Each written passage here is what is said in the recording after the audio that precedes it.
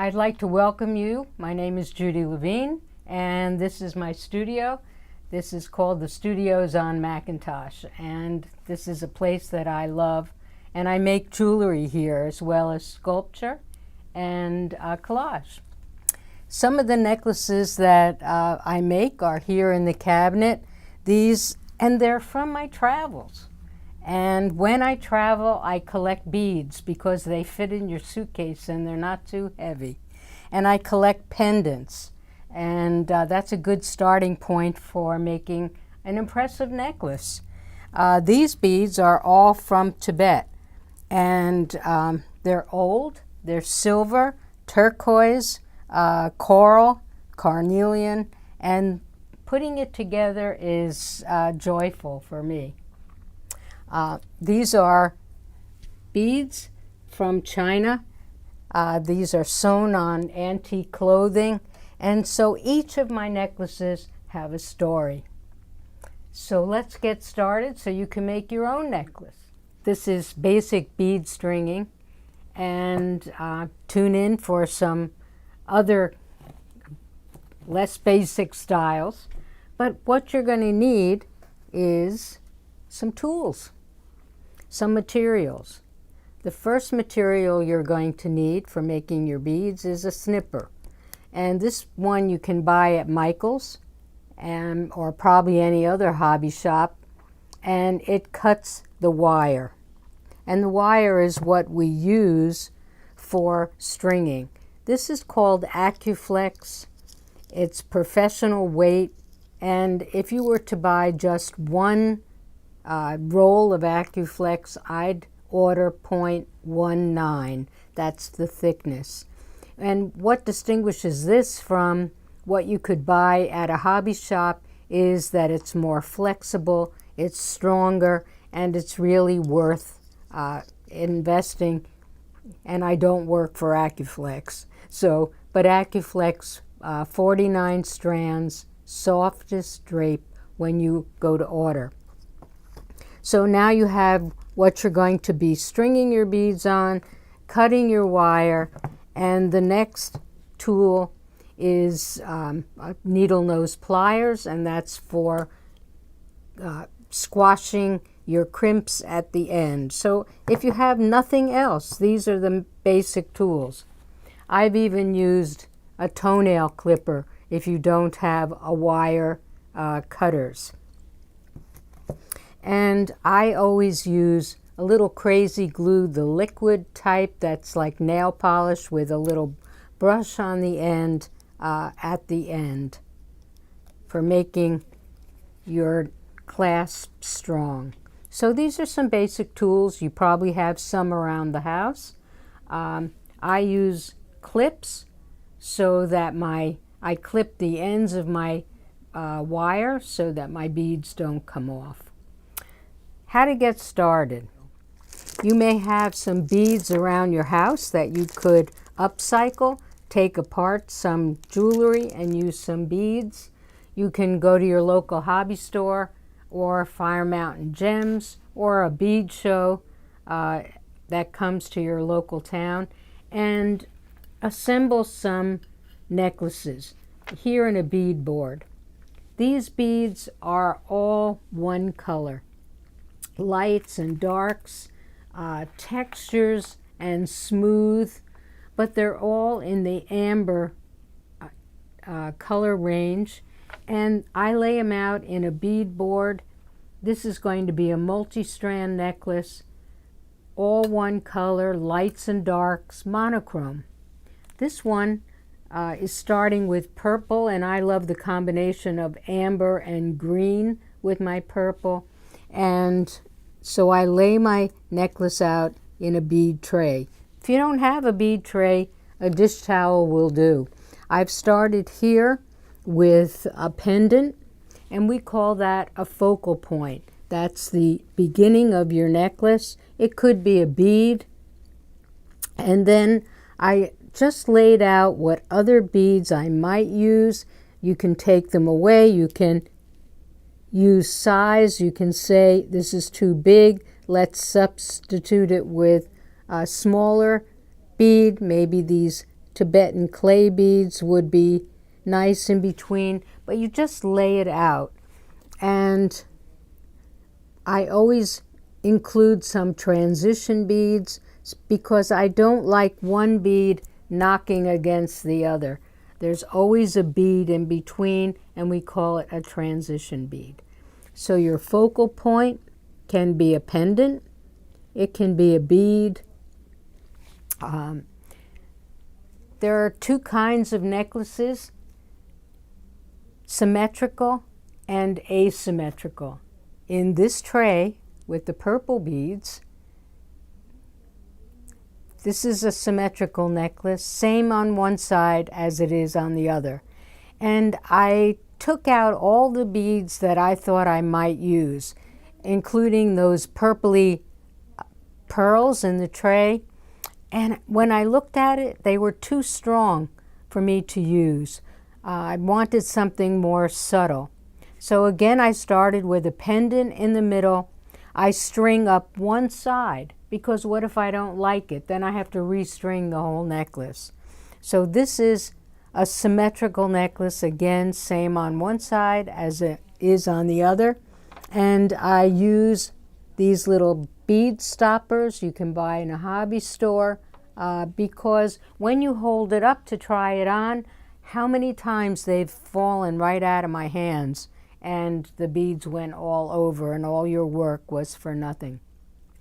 So a bead stopper, if nothing else that you have in the house, these big clips will work, little paper clips will work. This necklace is asymmetrical. Again, there's bead stoppers. I love to shop at Goodwill, secondhand stores. This is a Art Deco bead, a mask bead, and it's pretty heavy. It has a lot of visual weight to it. So in an asymmetrical necklace, you have to balance it like a seesaw. One side has to balance the other. So this brown Chinese sewing container is balancing this brown mask on the other side. The bottom of the necklace doesn't have a pendant. The focal point is that mask that's on the side. When I got started with this necklace, I looked at the colors in the pendant, and then I looked through my stash of beads and decided that I wanted to pick up some of this is amethyst color, some purples, and the pearls. And there were different colors of pearls, but when I began laying out my necklace, I felt this was too strong a color, so I eliminated it. I added some iridescent colors. These are called potato pearls. I added some very light pink crystals and some small spacer pearls. Because, as I said before, I never like one bead to be knocking against another. So these are called transition beads, all of these small beads that, and this is called a sequence of beads that I can replicate in the next section of the necklace. As I said before, I only design and string one side. What if I hate it? Then that means I have to restring the whole necklace. So I work out the design on one side of the necklace, and then when I say, yep, feels good, then I make it on the other side. This necklace, again, is an asymmetrical necklace. One thing that we work with in jewelry making and in other areas of art is called visual weight. And this is a pretty heavy looking piece. It's a wooden mask, and I engineered it to go onto the necklace. It was a pin that I found in a consignment shop. So I added that on one side. There are two sizes of these gold beads, and this is the focal point on this necklace, whereas the amethyst pendant was the focal point on the purple one. So I needed to balance visually this mask, so I used this antique Chinese sewing box, and the brown of each balances the necklace. The necklaces now are longer because people are wearing longer tops. So I've been working on longer necklaces. And there are little spacer beads in between each of these beads. Again, it gives it light and it gives it some color. This is a shorter necklace, but again, there are transition beads in between. And what you need to do to get started is to measure out a piece of wire from your AccuFlex and make sure, I always do this, I make sure that I have at least 4 inches extra on each end. A short necklace is 9.5 inches and then 4 more, so I would say 14 inches, 28 inches on each side, but I don't do it that way. I just hold it and then add some extra. Clip it, lay out my wire, lay out my beads, and begin.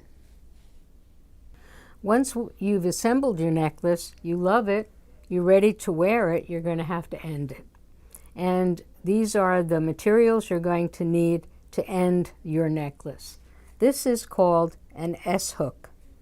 So when you order it, this is what I like. There are many different kinds of clasps, but I prefer this, and I prefer sterling. It may be a few dollars more, but it's strong. This is shaped like the letter S, and it comes with 2 little rings on each side called jump rings. I use a 4mm bead with a large hole.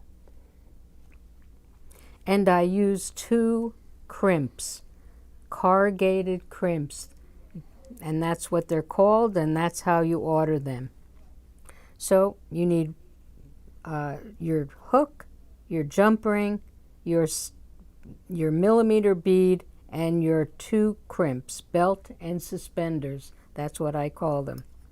You're going to have your beautiful necklace.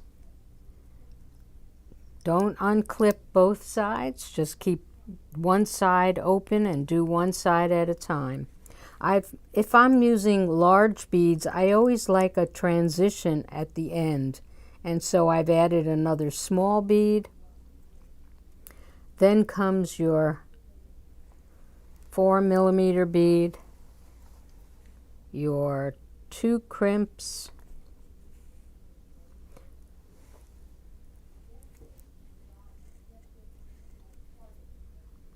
you're going to string those on. They get away from you, they're small.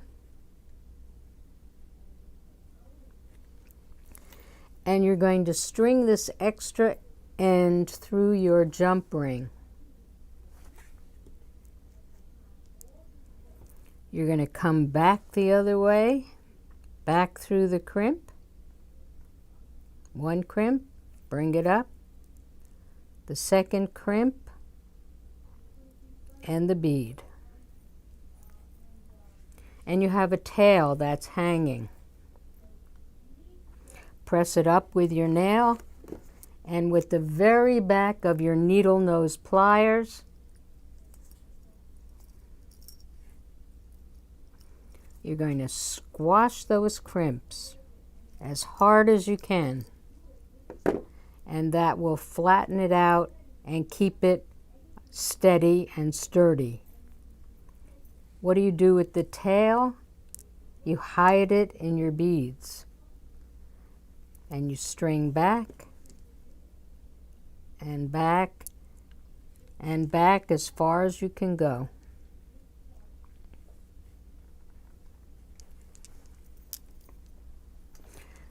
Only then can you, this is closed on one side, and you unhook the other side and repeat the process. You're going to put your larger bead in. Make sure that bead has a hole that you can come back through with your Acuflex.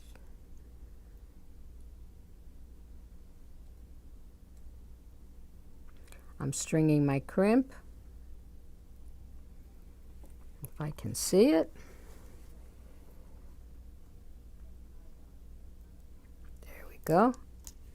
Here's the second one. That's called belt and suspenders. You put your wire through your jump ring, back through your 2 crimps.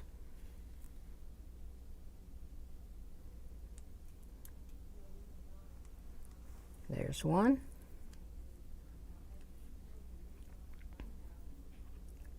There's 2. This side needs a sense of humor. Okay.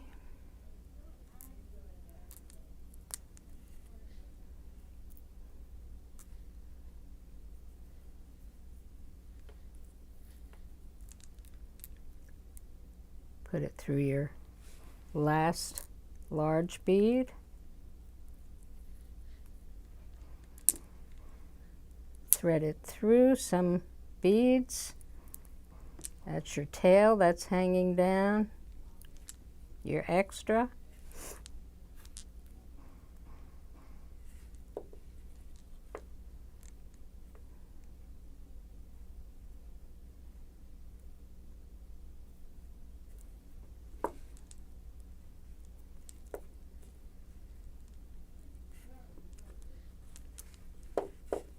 All right, you're going to pull this down.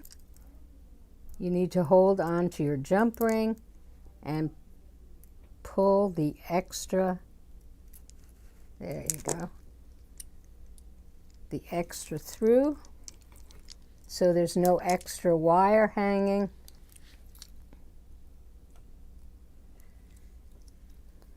You come back, you squash your crimps. That keeps everything tight. And the best part of this wire cutter is you can tilt back your bead and it fits flat in here. You cut your extra wire off and you have a very strong closure with your S-clasp. Once your necklace is closed on both ends, your belt and suspender crimps, I put another layer of safety so that this necklace stays together. And I use the super glue with the brush like nail polish, and I just brush the super glue on the crimps and let it dry. I let it dry for probably an hour. And this just melds everything together. It gives me a good feeling.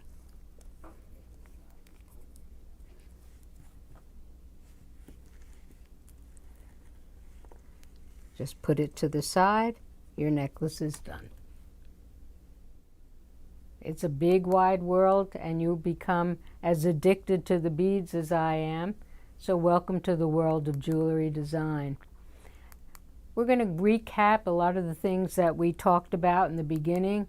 My materials list: you need some beads, some pendants, some amulets that you can find or collect.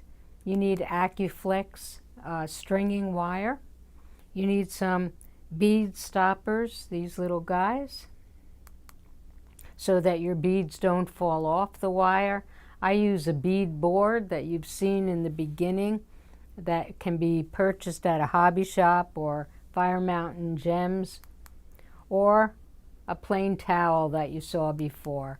You need a clasp like the S hook that I showed you, some pliers, some crimps, 4mm metal bead for the end, patience and good humor.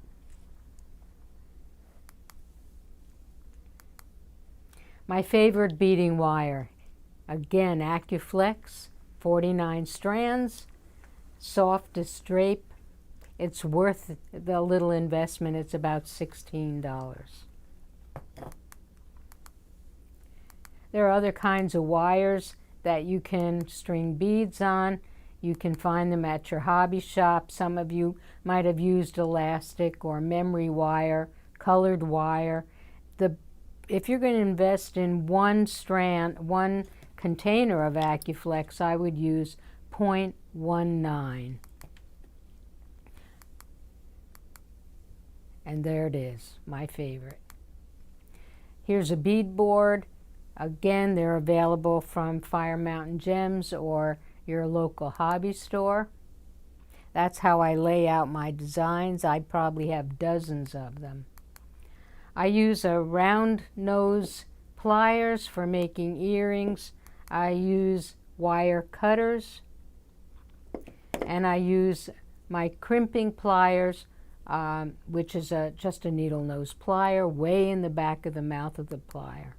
And there they are. So this section is for you to refer back to when you're ordering or when you're assembling your tools. Necklace lengths. Short necklace that ends like this one, right at the opening of a blouse. It's about 9.5 inches on each side plus your tail, so add another 5 inches on each side. Chest length, a little longer, and waist length for the ladies who are wearing the longer shirts. Those are probably about 23 inches. Styles of necklaces. Since I collect beads from all over the world, I use a lot of antique beads, a lot of ethnic beads, but there's modern ones as well, like the ones that we're using here or the ones you saw in my jewelry case. We talked about composition, asymmetrical, and symmetrical. I start with a pendant or a big bead on my symmetrical, same on one side as it is on the other, and you can see an example of that.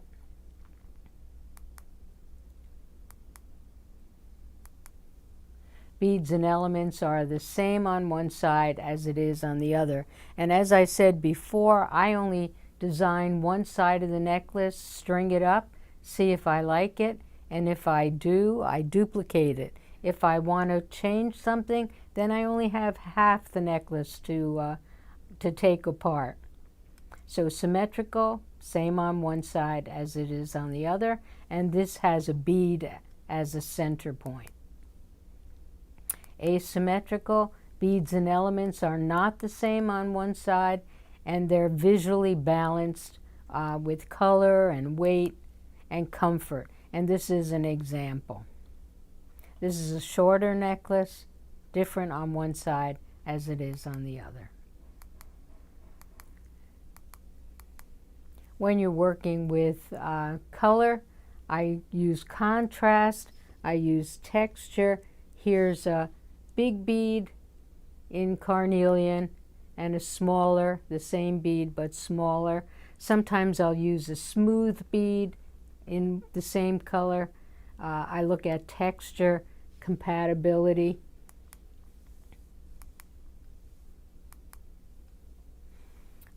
One is all one color with just some accent beads. The second is all different beads, but in the same color family, or picking up one color from another. Monochromatic, all one color, like you saw initially in the presentation with the carnelian beads and all the lights and darks. So that's a monochromatic, all one color. I use transition beads. They're called spacers so that one bead doesn't hit the other.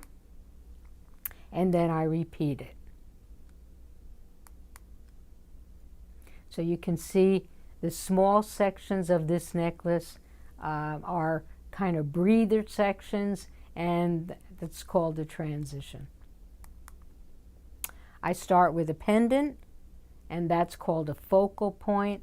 And then when I look at that pendant, I see what kinds of other beads are used in it or other colors, and then I select my beads to go along with it. That's the focal point.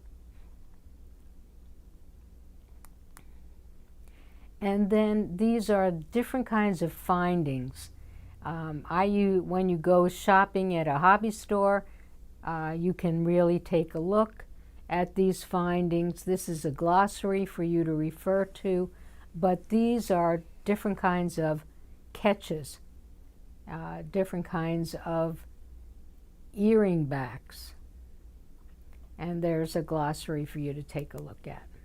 Clasps, alligator clasp, S-hook, and a toggle. When you're ending a necklace, you need good humor.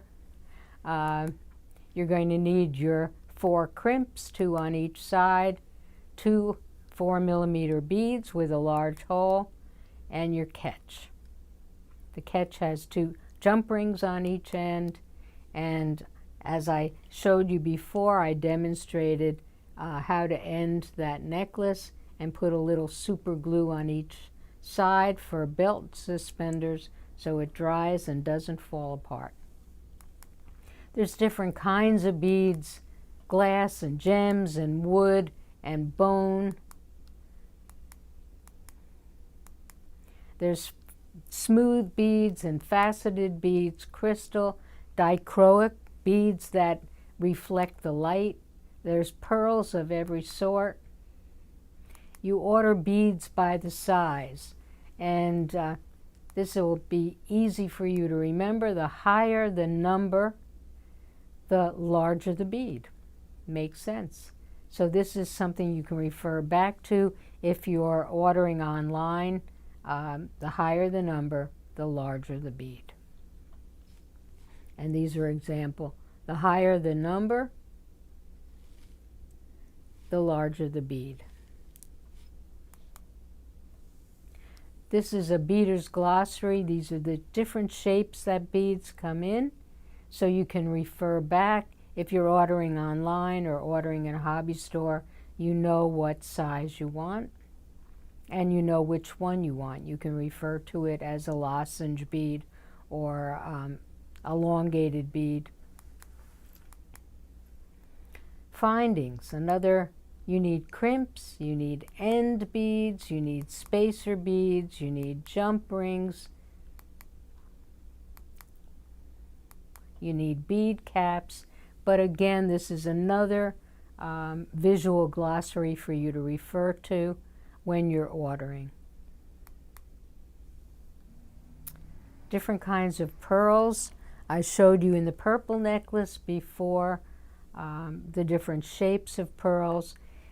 One tip is, if you're using pearls, I would use a 0.14 Acuflex wire because pearls have a smaller opening in them. Again, this is another glossary of findings and also tools at the bottom. So you can take a look, you can write down what you're going to need.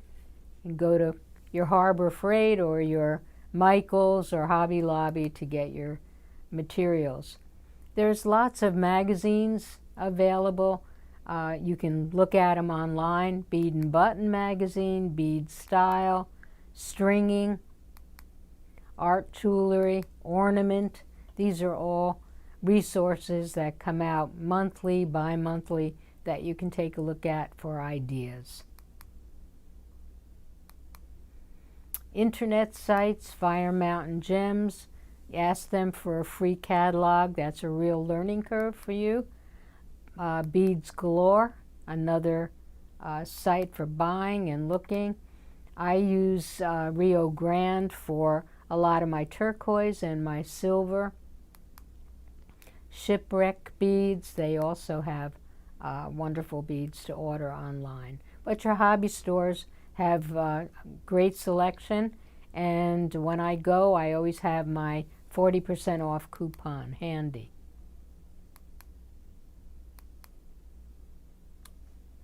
So I thank you, I wish you good luck, and when you are working, I'd love it if you would take a picture of your work and send it to me, Judy Levine at Verizon.net. That's JudyLevine at Verizon.net. Good luck, enjoy. You're going to be as addicted as I am. I have thousands and thousands of beads. Thank you.